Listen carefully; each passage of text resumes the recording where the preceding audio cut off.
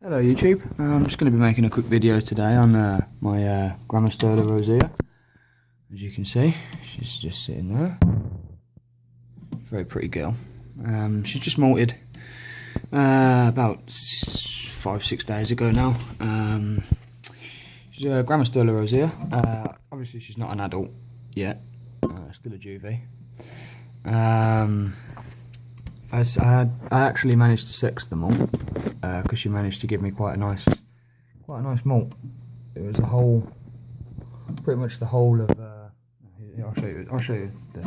Obviously, I've broken it down and taken it apart a bit now, but from what I can tell, it's a female. Let me just. From what I can tell, anyway, this here. If you can see it there, it probably won't focus on the camera, but that's the what I believe to be the egg sac where the female will store their eggs. These little white things here are the lungs. They're the book lungs of the tarantula.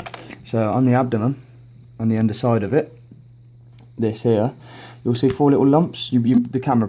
I managed to press stop on the recording there. So anyway, basically, you camera probably won't pick it up, but there's 4 tiny little lumps on the underside of the abdomen.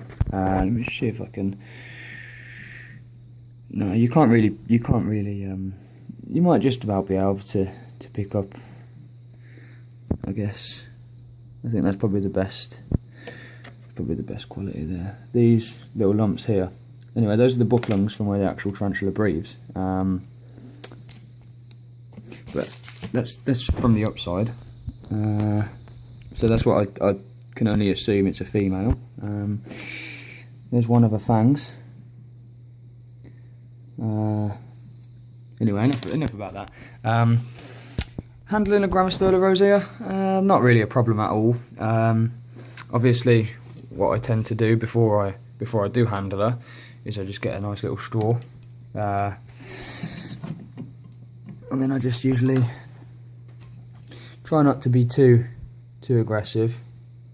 I just kind of tap her, see how she's feeling. She kind of moved away from that then and reared her abdomen up at me. That's an indication that she's not very happy. From that back leg there, as you can see, it's almost touching the abdomen.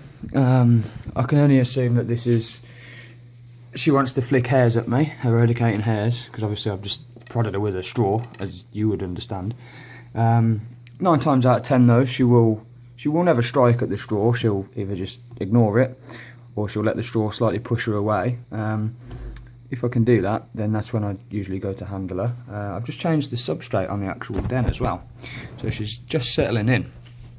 I used to have wood chippings. I don't think it was the best of substrate for this particular terrestrial tarantula. Since I've changed the substrate to this peat moss soil stuff, I've had a bit of condensation on the inside of the cage. I know that she doesn't like the condensation, so she started to climb a little bit.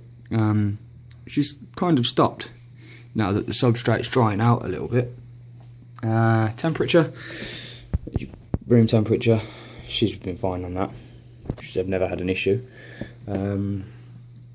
Never had really any issues with any lights or anything. I understand tarantulas aren't fan of light, which is why I've got a towel, which I usually have over the whole front of the enclosure, so you can only see this glass bit here. So she's got a nice bit of darkness. But that's about it really. Anyone looking to get into the hobby, I would recommend a Grammostola Rosea.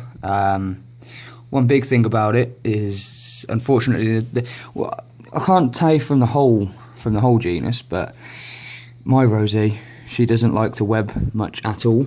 You probably won't even be able to see.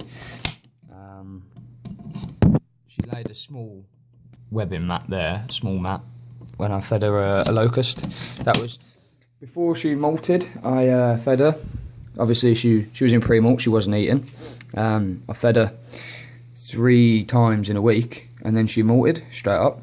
The first time I threw a locust in, she just bam, straight at it. Straight. She ran from her hide used to actually be over in this corner over here, and basically as soon as I threw the locust in over in this corner over here, she just straight across and yammed it, gone. So I thought maybe she's hungry, so I left her another day, fed her again, same thing, she struck it straight away. The third one, she actually left him. It was a really slow strike that she had. She killed it and then she didn't eat it, so I don't know what that was all about. I think it must have just been pissing her off. And then after that I went to work the next day, come back, and I was greeted by this lovely little thing here. Obviously it was more intact. It was pretty much the whole molt, bar one leg that she'd broken off. Don't know if you can definitely see that front leg, it's all bent. That's where she got stuck inside of a molt. The only thing I can think of is lack of humidity, but again, she doesn't like humid temperatures. Well, she doesn't like humidity at all, so I have to try and keep her dry. Just a water bowl I overflow once a week, just top it up with water. I don't know why, but oh, no, that's no good.